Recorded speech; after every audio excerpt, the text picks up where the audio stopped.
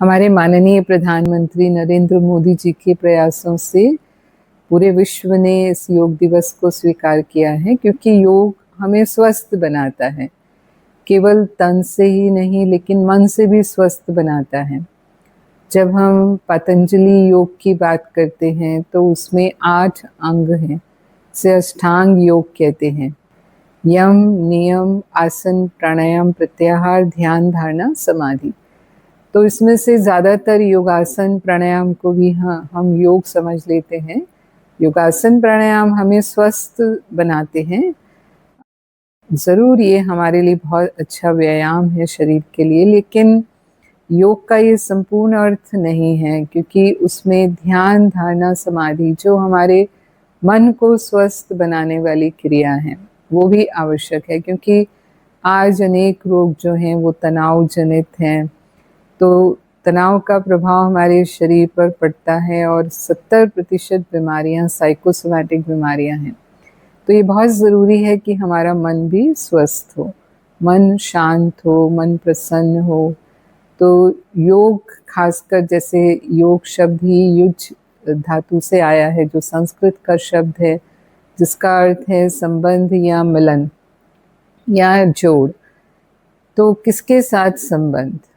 तो ईश्वर के साथ जो हमारा ध्यान हम करते हैं, संबंध अनुभव करते हैं, क्योंकि वो शांति के सागर हैं, वो प्यार के सागर हैं, सर्वशक्तिवान हैं।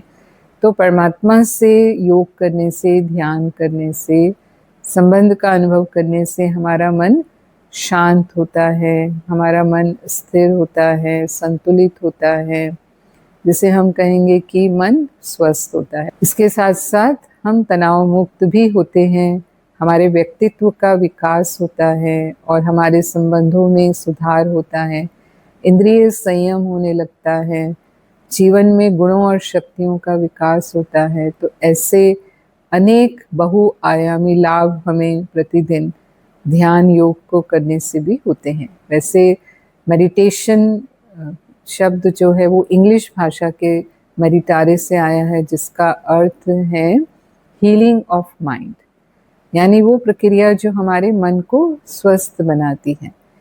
तो इसीलिए आवश्यकता है कि तन के स्वास्थ्य के साथ साथ हम मन के स्वास्थ्य को भी महत्व दें। और ज़्यादातर जो रोगों की जड़ होती है वो हमारा इमोशनल अप एंड डाउन ही होता है। योग हमारी भारत की प्राचीन विद्या है और अनेक प्रकार के योग भारत में किए जाते हैं। उसमें एक है ज्ञान योग, जो ज्ञान पर आधारित योग, यानी जिसमें हम कहेंगे अंधश्रद्धा और कर्मकांड नहीं है, लेकिन समझ है कि हम ये क्यों कर रहे हैं, हमारे जीवन का लक्ष्य क्या है, इससे प्राप्ति क्या है, तो वो ज्ञान योग। फिर बुद्धि योग है, क्योंकि बुद्धि योग यानी हम बुद्धि को परमात्मा में लगाते हैं, विवेक से हम उसे ध्यान करते हैं। कर्म योग भी किया जाता है। कर्म योग यानी कर्म करते हुए परमात्मा की याद, जब हम ईश्वर को समर्पण करके अपने कर्म करते हैं तो फिर वो कर्म योग हो जाता है। भक्ति योग भी किया जाता है। भक्ति माना ईश्वर से संबंध का अनुभव करना। तो कोई भी संबंध जो हमें प्रिय लगता है वो हम भगवान से अनुभव करते हैं, जिसके लिए कहा त्वमेव माताश्च पिता त्वमेव, त्वमेव बंधुश्च सखा त्वमेव, त्वमेव विद्या द्रविणम त्वमेव, त्वमेव सर्वमम देव देव। तो ईश्वर से तो हमारे सर्व संबंध हैं। तो जब हम इस भाव से उसे याद करते हैं तो वो भक्ति योग हो जाता है। ऐसे संन्यास योग भी है, क्रिया योग किया जाता है भारत में, हठ योग है, समत्व योग है, ज़ेन योग है, विपस्सना योग है, ऐसे अनेक प्रकार के योग किए जाते हैं।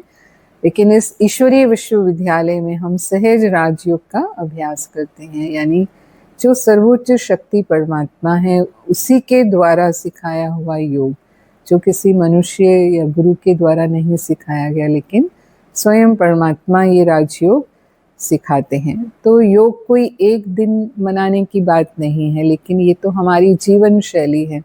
जब हम प्रतिदिन योग का अभ्यास करते हैं, चाहे हम योगासन के रूप में करें या चाहे हम उसे ध्यान के रूप में करें, तभी हमें उसका पूरा लाभ मिलता है। तब हमारा जीवन परिवर्तन होता है। ओम शांति।